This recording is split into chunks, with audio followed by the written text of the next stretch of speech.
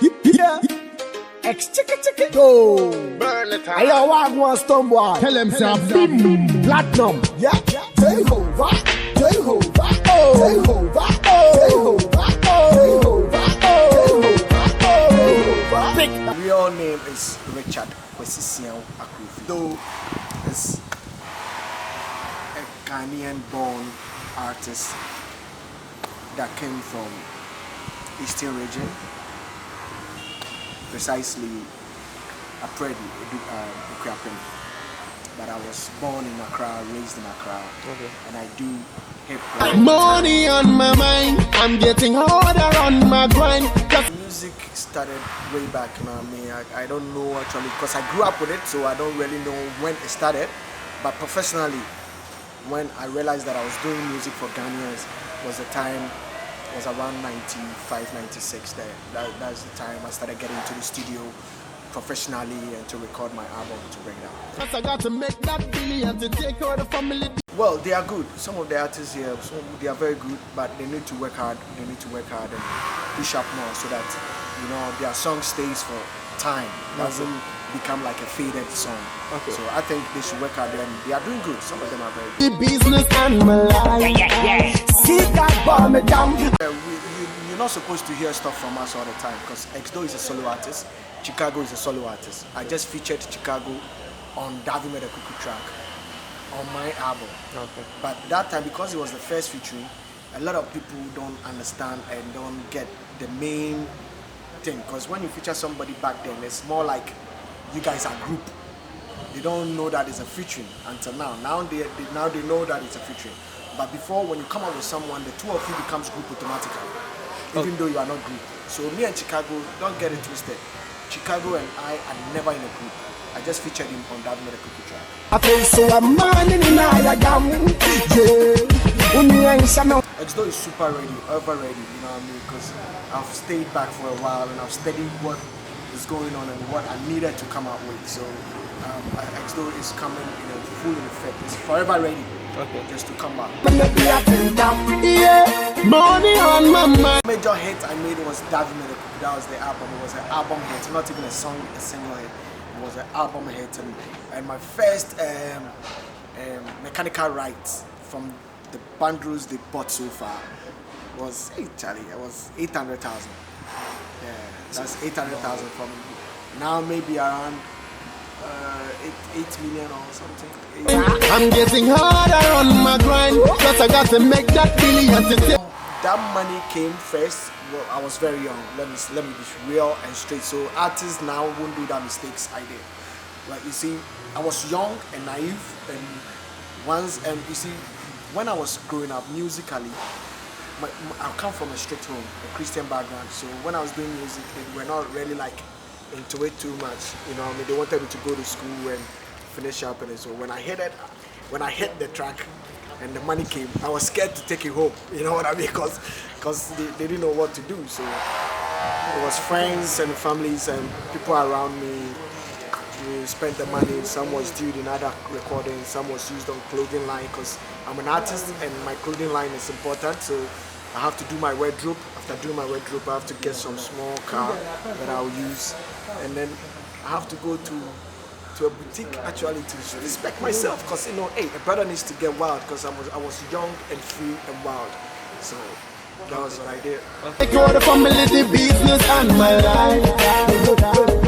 Back in the music industry, it's not like I'm coming back. I am back in the industry, and they should respect big, because you know, x-Doe has gone through a lot, so many years, musically and not musically. So I've learned a lot more stuff for me to give to the people. So I think they should watch out for more things. Yeah. x-Doe has been a solo artist ever since. I'm going to repeat that again. x-Doe has never been a group with any artist. My group I joined earlier on was called Traditional Rulers. That was featuring Kojo Shaba, Johnny Blaze, which is D Black's senior brother. Yeah, we were in a group before, way back. That was fun war time.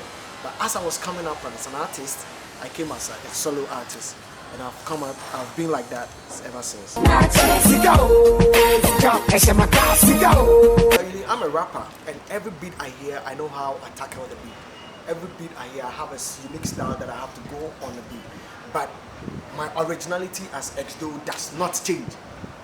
x-Doe always stays as x-Doe, but my style might here and there be different sometimes, but I'm going to still stay as x-Doe without changing.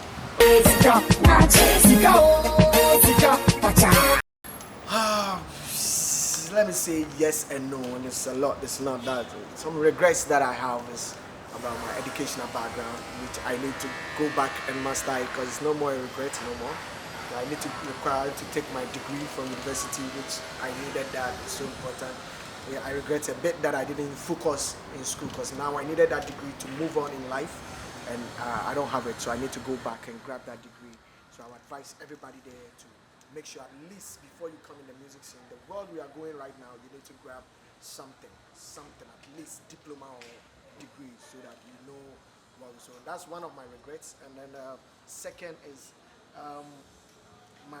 about the industry, how the industry players have to treat pioneers or legends or people who really suffered for the industry to stand now, how they should treat them. See, my regret is more time when we meet people like that. Some of my colleagues and I myself don't get exactly the way we're supposed to be branded for, because, well, I don't blame them. Some of us don't carry ourselves well the way we need to carry ourselves. So, but no matter what, how many we carry ourselves or not, legend is a legend, and a legend needs to be respected. What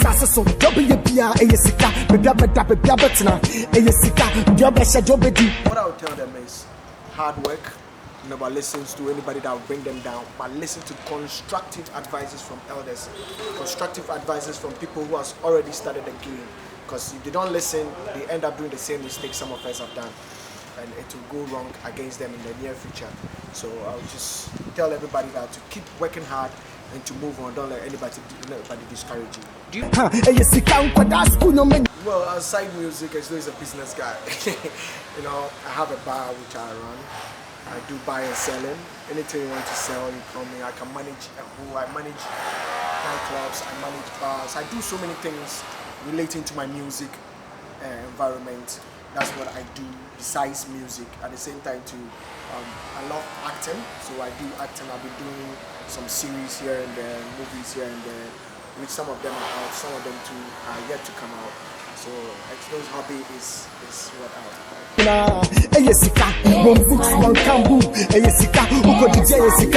Yeah, we're lacking so many things.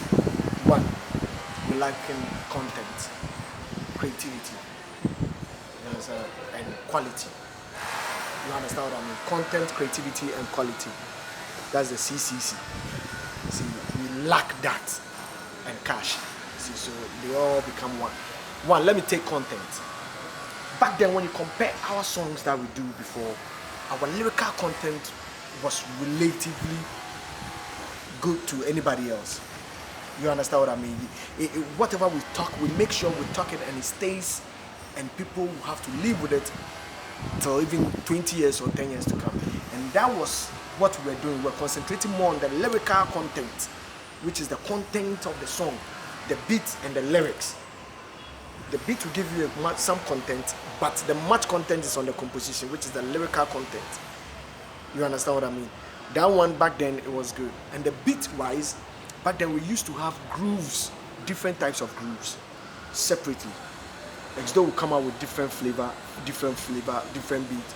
Or Brafo will come out with different beat. Lokenya will come out with different beat. All those boys who were making it that time, they are all unique in their own style. But now, everybody rams on people's beat. When I do a song, somebody stays home and carry the song and calls it a cover and do the same song again and comes and chop money more than the way you did a song.